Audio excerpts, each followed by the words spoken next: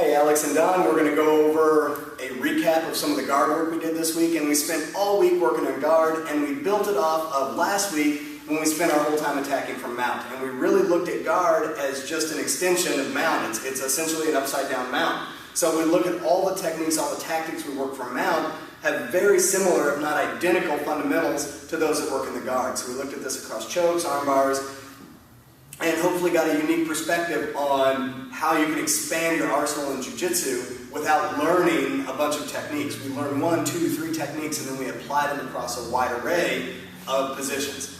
So one of the tactics we used this week was a movement to high guard. The reason I like having a couple different closed guards in my arsenal is so I'm not relying solely on one. We always have to be able to come back to the closed guard, and I like to play a lot of open guard. I think a lot of people here do. But at the end of the day, if I've just taken a punch to the face, my head's bounced off the concrete, I've got a dude trying to crawl on top of me, I must have something in my arsenal that I can break this guy down, and I can control him while I get my wind back, while I get my bearings back, while I protect myself. So having a closed guard is important. When we start looking at expanding our jiu-jitsu, having a couple different variations of that is important. And one of the most offensive ones we can have is called a high guard. A couple of different ways to get here. We work through both of them. We're going to start working our transition from the closed guard to the high guard position by walking it. So I'm going to get a good deep cross collar grip. I'm going to control the arm. This just lets me pin this side of the body and lets me work a little bit more freely. And I'm going to be attacking this leg at the top of this shoulder that I have pinned. When I walk this, I'm disengaging the guard, and I'm literally using this hamstring to turn my body and bite with the calf.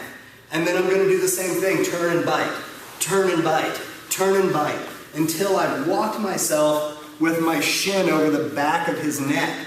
I still have my control here. You'll notice I'm on my hip. If I ever catch myself in a high guard on my back, it's not going to be effective. And in fact, that's generally what Don's going to try and do, is put me on my back, because this becomes much safer for him.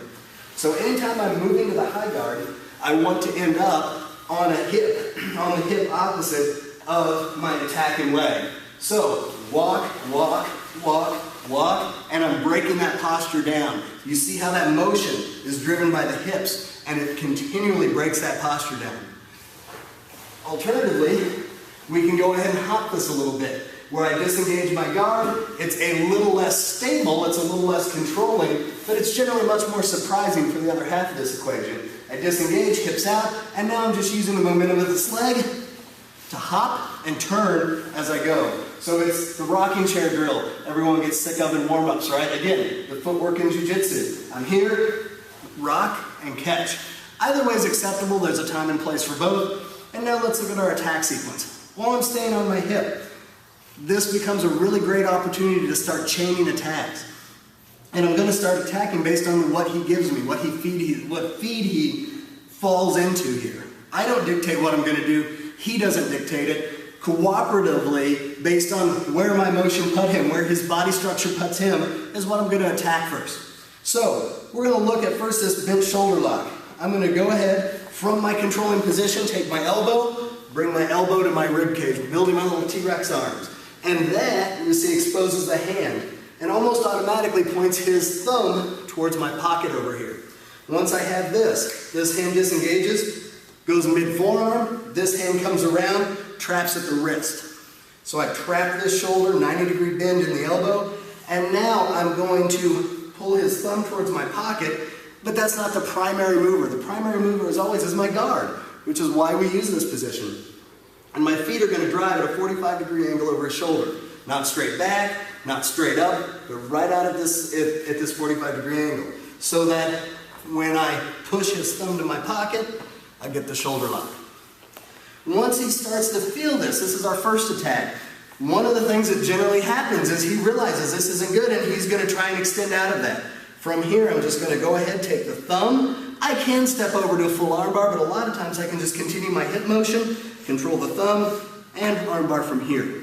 If I still can't get it, I can check, come over with the leg, bite the heels, turn the heels towards the head, and roll this to my standard armbar. So it becomes a very, very offensive guard. So, that's us with the high guard, one of the options we worked over, and again, just an alternate attacking method from the guard that can really expand your attacks from just that core concept of the closed guard.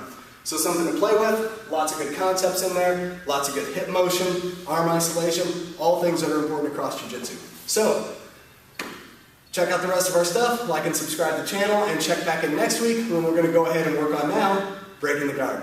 Alex and Don, we'll see you.